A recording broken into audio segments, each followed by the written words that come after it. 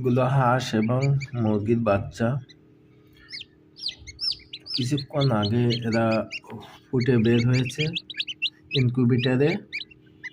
Incubator থেকে আমরা বের করে এনে ব্রুডিং প্লেসে রাখছি। এটা এই 60-120 পাওয়ারের দুটো বাল্ব দিয়ে এই ব্রুডিং তৈরি করে রাখছি। একপাশে একটু ফাঁকা রাখছি। এই যে একটা মুরগির বাচ্চা,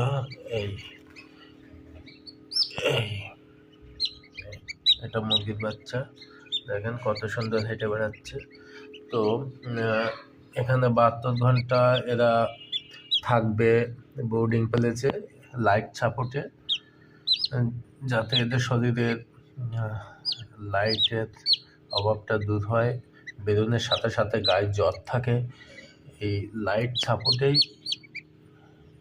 সঙ্গে 3 দিনের ওষুধের কোর্স, যাতে জ্বর এবং গায়ে ব্যথা না থাকে। তারপরে যদি বাচ্চাটা এই যে এই বোর্ডিং প্লেস, এরপরে যদি বাচ্চাগুলো সেল করা হয় তাহলে আর মারা যাবে না। কিন্তু যে বাচ্চাগুলো আজকে ফুটে বেরোয় এবং কালকে সেল করা হয়ে যায়, গ্রাহক সেগুলো কিনে নিয়ে গিয়ে ওইগুলো বুঝে পারে না, লাইট সাপোর্ট কম থাকে, তাদের শরীরে জ্বর থাকে, যার জন্য অধিকাংশ বাচ্চা কিনে নেওয়ার পরে মারা যায়।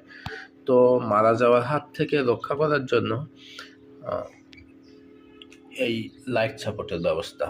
তো ধন্যবাদ সবাইকে।